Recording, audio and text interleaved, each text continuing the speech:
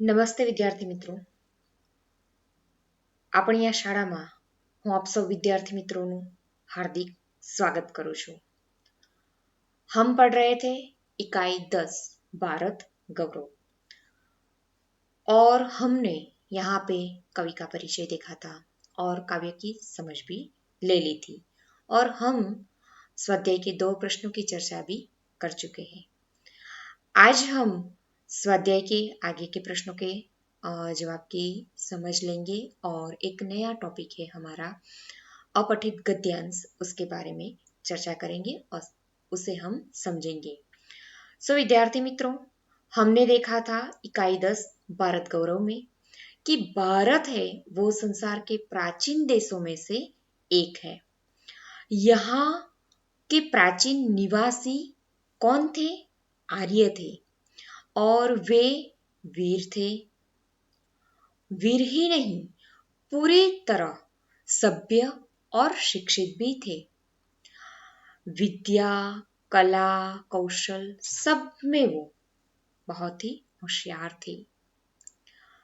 उन्होंने ही हमें इस संसार को ज्ञान विज्ञान का प्रकाश दिया है और प्रस्तुत कविता में स्वर्गीय राष्ट्र कवि श्री मैथिली शरण गुप्त जी ने भारत के अतीत का यहाँ पे शानदार चित्र प्रस्तुत किया है। तो काव्य में हमने इसके बाद जो भारत की गौरव गाथा श्री मैथिली शरण गुप्त जी ने गाई है, हमारे भारत का जो गौरव दर्शाया है, उसके बारे में हमने समझ ले ली है और हम अब स्वाध्याय के आगे के प्रश्नों की समझ लेंगे। तो चलिए विद्यार्थी मित्रों, आप अपना पाठ्य पुस्तक निकालिए और उसमें ध्यान दीजिए। तो चलिए विद्यार्थी मित्रों, हमने प्रश्नों के एक एक वाक्य में और एक दो वाक्य में प्रश्नों के उत्तर के बारे में चर्चा कर ली है। आगे का प्रश्न है हमारा, निम्नलिखित प्रश्नों के उत्तर 5-6 वाक्यों में लिखना है। पहला प्रश्न है हमारा, भारतवासियों के बारे में गुप्त जी क्या कहते हैं? तो गुप्त जी के अनुसार भारतवासी आर्यों की संतानें हैं। एक समय था जब आर्य विद्या और कला कौशल में सबसे आगे थे। ज्ञान विज्ञान के क्षेत्र में भी उनका कोई भी मुकाबला नहीं कर सकता था, परंतु उन महान आर्यों की संतान होकर भी आज भारतवासी अधोगति में पड़े हुए हैं। उनकी प्रगति रुक गई है, लेकिन प्रगति की दौड़ में वे बुरी तरह पिछड़ गए हैं और फिर भी अपने जो महान पूर्वजों के उच्च आदर्शों है, वो आदर्शों को वे कभी भी भूले नहीं है। विद्यार्थी मित्रों, यहाँ पे दूसरा प्रश्न दिया गया है हमारा कि आर्यों के उच्च चरित्र के बारे में गुप्त जी ने क्या कहा है? तो गुप्त जी कहते हैं कि आर्य ऊंचे आदर्शों के साथ जीवन जीते थे।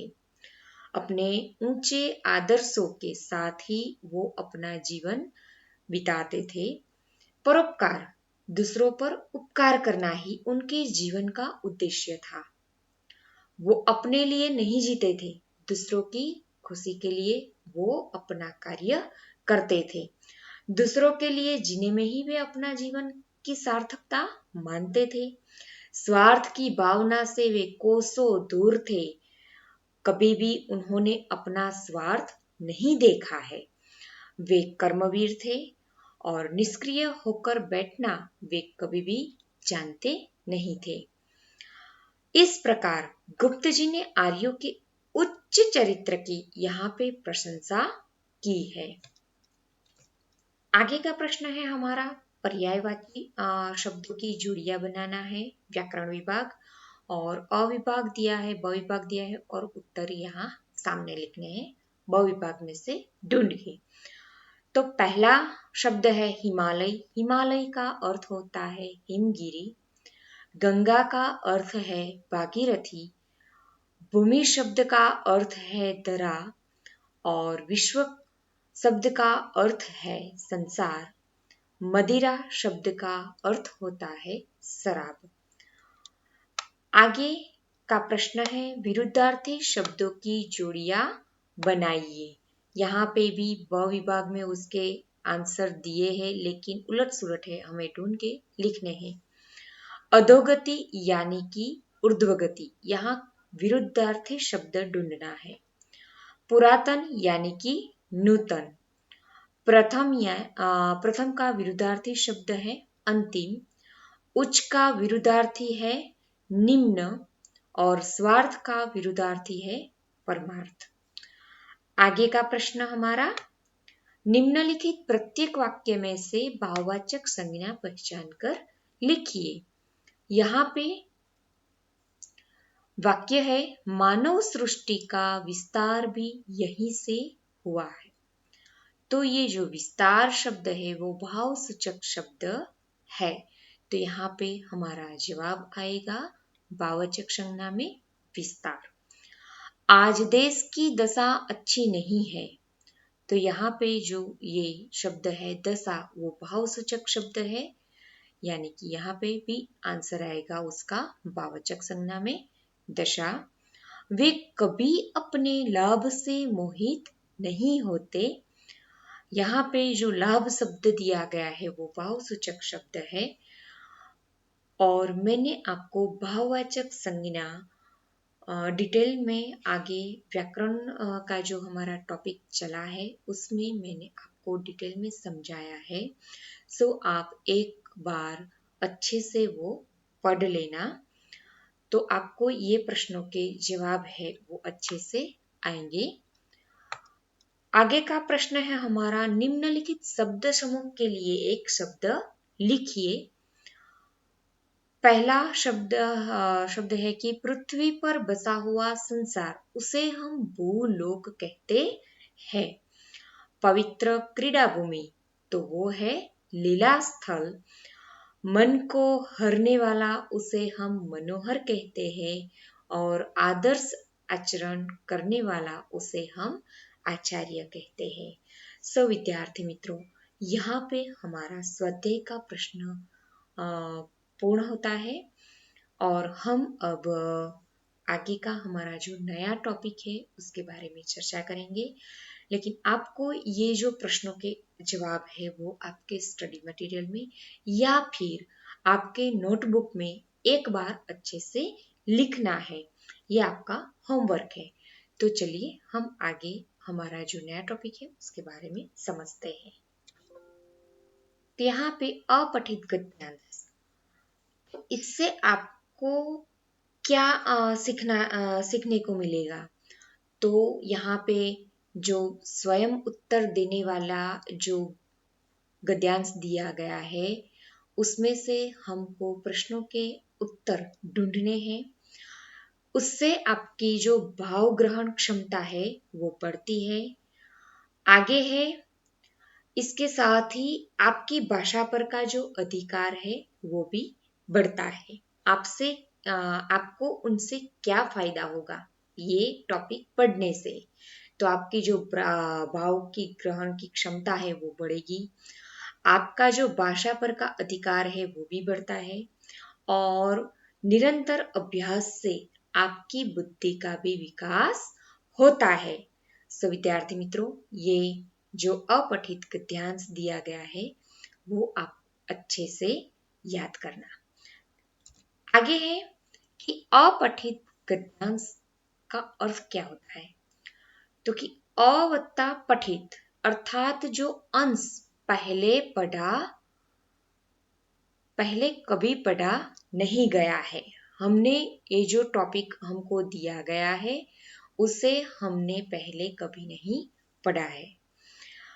किसी अपठित अनुच्छेद को पढ़कर उसके सामान्य अर्थ को समझना है और अर्थ ग्रहण करना उसे ही कहलाता है।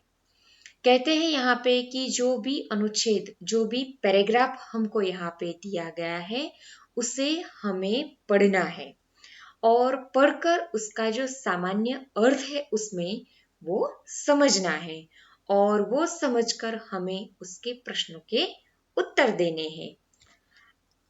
आगे है कि हमें पहले तो क्या करना है वो गद्य को, तो कि गद्यांश को भली भांति 2-3 बार हमें पढ़ना चाहिए।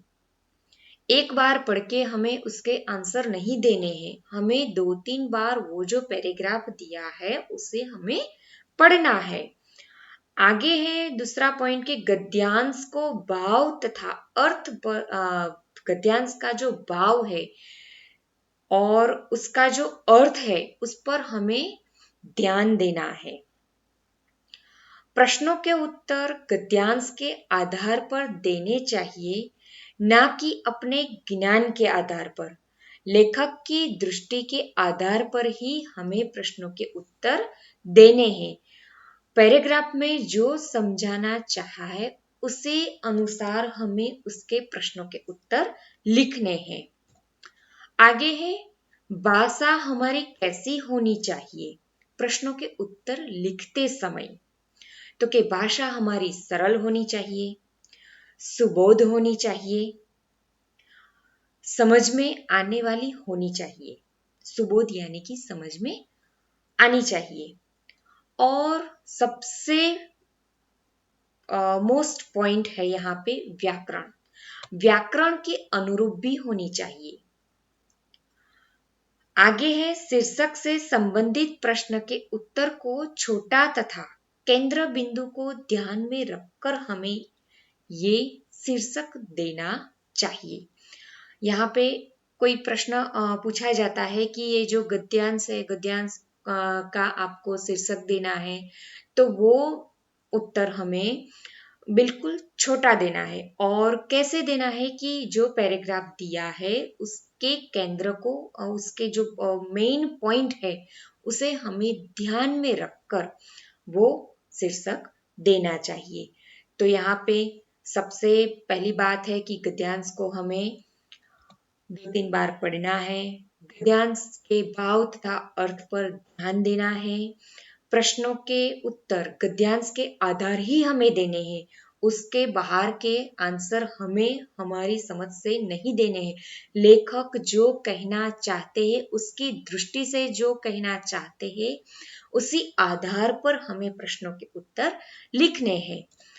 भाषा हमारी सरल, सुबोध और व्याकरण के अनुरूप ही लिखनी है। और जो शीर्षक देने वाला जो प्रश्न है उसे हमें बिल्कुल छोटा और केंद्र बिंदु को ध्यान में रख के ही वो उत्तर हमें देना है। तो ये जो 5 पॉइंट है वो हमें ध्यान में रखने हैं और उसके अनुसार ही हमें ये जो पैराग्राफ दिया है, पैराग्राफ के अनुसार जो प्रश्न दिए हैं उसके आंसर हमें देने हैं। तो चलो विद्यार्थी मित्रों, हम पैराग्राफ देखते हैं। यहाँ पे पैराग्राफ दिया गया है तो हम एक बार पढ़ेंगे उसे। जब से मुझे याद है मैं देख रहा हूं, यह नीम का पेड़ इसी तरह खड़ा है।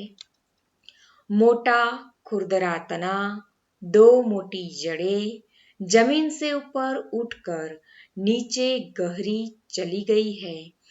ये जड़ें हम सबकी कुर्सियां हैं, हम चारों इन पर बैठकर गप्पे लड़ाते हैं।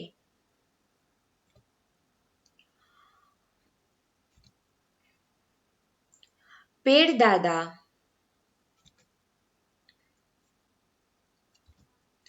पेड़ दादा कभी कभी हमारी बोली बातों से हंसकर मीठी पकी निबोलियां हमें दे देता है, तो किसी मौसम में छोटी छोटी टहनियों से हमें डांटता हुआ कहता है, बैठे रहोगे, पढ़ोगे नहीं। गर्मियों में अपनी घनी पत्तियों से हमारे ऊपर ठंडी छाया करता है। दूर तक फैली शाखाओं और टहनियों का छाता ताने दिन रात खड़ा रहता है। सुबह सुबह पक्षियों की चहचहाहट से वह हमें जगाता है, दिन भर छाया में खेलने को बुलाता है। जाड़ों में पेड़ दादा जब हमें अपनी छाया से दूर धूप में खेलता देखता है, तो दुखी हो जाता है कि मेरे प्यारे बच्चे मेरे पास नहीं खेल रहे हैं। हवा के साथ अपनी पत्तियां हमारे पास भेज देता है। जाओ मेरे बच्चों के साथ खेलो। गर्मियों में जब हम फिर उसके नीचे खेलने लगते हैं, पेड़ दादा खुश हो जाते हैं। नई नई पत्तियों से ठंडी छाया फैलाता है। कितने अच्छे हैं पेड़ दादा। सो विद्यार्थी मित्रों, यहाँ पे पेड़ के बारे में कहा गया है। सो हमें यहाँ पे जो ये पैराग्राफ दिया है वो 2 बार अच्छे से पढ़ लेना है और उसके बाद जो प्रश्नों के उत्तर है वो लिखने हैं। सो हमने अच्छे से एक बार इसे पढ़ा है। सो हम अब प्रश्नों की ओर चलते हैं। यहाँ पे पहला प्रश्न है हमारा कि पेड़ दादा छोटी छोटी टहनियों से बच्चों को क्यों डांटता है। तो जवाब है उनका कि पेड़ दादा अपनी छोटी छोटी टहनियों से बच्चों को तब डांटता है जब वह देखता है कि बच्चे उसके नीचे बहुत समय से बैठे हैं और गप्पे मार रहे हैं। हमारा दूसरा प्रश्न है कि नीम का पेड़ बच्चों को मीठी मीठी निमोलिया क्यों देता है। तो बच्चों की बोली बाली बातों को सुनकर नीम का पेड़ प्रसन्न हो जाता है, खुश हो जाता है। वह उनकी बातों पर हंस देता है और उन्हें मीठी मीठी निमोलिया देता है। आगे का प्रश्न है हमारा, गर्मियों में पेड़ दादा क्यों खुश हो जाते हैं। क्योंकि गर्मियों में पेड़ दादा इसलिए खुश हो जाते हैं क्योंकि बच्चे उसकी ठंडी छाया में खेलना शुरू कर देते हैं। पेड़ दादा क्यों खुश होते हैं, तो जब बच्चे खुश हो जाते हैं और उसकी ठंडी छाया में खेलना शुरू कर देते हैं तो पेड़ दादा खुश हो जाते हैं। आगे का प्रश्न है कि गर्मियों में नीम के पेड़ से होने वाले लाभ बताइए। तो कि गर्मियों में नीम का पेड़ अपनी घनी पत्तियों से हमारे ऊपर ठंडी छाया करता है और दूर तक फैली शाखाओं और टहनियों का छाता लिए दिन रात हमारे लिए खड़ा रहता है। ये है हमारे जो ये नीम के पेड़ है उनके लाभ है। आगे का प्रश्न है कि नीम का पेड़ बच्चों को क्यों बुलाता है। तो कि नीम का पेड़ बच्चों को अपनी छाया में खेलने के लिए बुलाता है। लास्ट प्रश्न है हमारा कि गद्यांश को उचित शीर्षक दीजिए। तो हमें जो शीर्षक देना है वो शीर्षक है कि बच्चों का दाता नीम का पेड़। बच्चों का दादा नीम का पेड़ हो सकता है, ऐसा भी हम शीर्षक दे सकते हैं। और नीम के पेड़ से लाभ, ऐसा भी हो सकता है शीर्षक। तो बच्चों, हम ऐसे दूसरे गद्यांश को पढ़कर भी ऐसे प्रश्नों के जवाब अच्छे से लिख सकते हैं। सो विद्यार्थी मित्रों, मैं आपको दूसरा भी एक गद्यांश दिखाती हूँ। तो मैंने यहाँ पे आपको एक उदाहरण के रूप में दूसरा भी ये जो गद्यांश है वो आपके नोटबुक में लिखने के लिए दिया है। आप इसे अच्छे से एक बार आपके नोटबुक में लिखना और समझना। यहाँ पे किसके बारे में बात की गई है, तो कि शिक्षा का मानव जीवन में अत्यधिक महत्व है। शिक्षा मनुष्य को बुद्धि और शरीर का सही और संतुलित प्रयोग करना सिखाती है। आज दिनों दिन शिक्षा का व्यवसायीकरण बढ़ता जा रहा है। यह बात ध्यान में रखने योग्य है कि यदि शिक्षा मानव को मूल्यों से युक्त नहीं बनाती तो अर्थहीन है। कोई व्यक्ति पढ़ा लिखा होकर भी यदि मानवीय मूल्यों से वंचित है तो ऐसी शिक्षा निरर्थक है। प्रत्येक व्यक्ति को अपने उत्तरदायित्व का ज्ञान होना चाहिए तथा साथ ही उसे अपने अधिकारों के प्रति भी जागरूक होना चाहिए। यह सब मनुष्य शिक्षा द्वारा ही समझ पाता है और शिक्षा शोषण से हमारी रक्षा करती है। तो ये जो पैराग्राफ है उसके नीचे मैंने प्रश्न दिए हैं। 5 प्रश्नों के उत्तर आपको ये पैराग्राफ पढ़ के अच्छे से लिखने हैं। किसी वस्तु का मानव जीवन में किस वस्तु का मानव जीवन में अत्यधिक महत्व है, तो हमने यहाँ पे देखा पहले ही लाइन में उसका आंसर दिया है कि शिक्षा का मानव जीवन में अत्यधिक महत्व है। दूसरा प्रश्न देखते हैं कि शिक्षा मनुष्य को क्या सिखाती है, तो शिक्षा मनुष्य को यहाँ पे दिया है उसका प्रश्न, शिक्षा मनुष्य को बुद्धि और शरीर का सही और संतुलित प्रयोग करना सिखाती है। तीसरा प्रश्न है हमारा कि कैसी शिक्षा अर्थहीन है, तो यहाँ पे हम शिक्षा है वो अर्थहीन कब कहलाती है, तो कि यहाँ शिक्षा मानव को मूल्यों से युक्त नहीं बनाती है। यदि शिक्षा मानव को मूल्यों से युक्त नहीं बनाती है तो ऐसी शिक्षा अर्थहीन हो जाती है। आगे है प्रश्न हमारा चौथा कि प्रत्येक व्यक्ति को किस वस्तु के प्रति जागरूक होना चाहिए, तो यहाँ पे ही हमारा ये जो प्रश्न है उसका आंसर दिया गया है। तो यहाँ पे उसका आंसर होगा कि प्रत्येक व्यक्ति को अपने अधिकारों के प्रति जागरूक होना चाहिए। यहाँ पे 5वां प्रश्न है हमारा कि शिक्षा किससे हमारी रक्षा करती है, तो यहाँ पे लास्ट लाइन में ही उसका आंसर दिया गया है कि शिक्षा शोषण से हमारी रक्षा करती है। सो विद्यार्थी मित्रों, यहाँ पे आपको ये जो पैराग्राफ दिया है उसके प्रश्न दिए हैं और उसके नीचे मैंने आपको जवाब भी दिए हैं, वो आपको अच्छे से आपके नोटबुक में बाहर लिखने हैं। तो चलिए विद्यार्थी मित्रों, ये सेशन यहाँ पे समाप्त होता है। अगले सेशन में हम नए टॉपिक के साथ मिलेंगे। Have a nice day.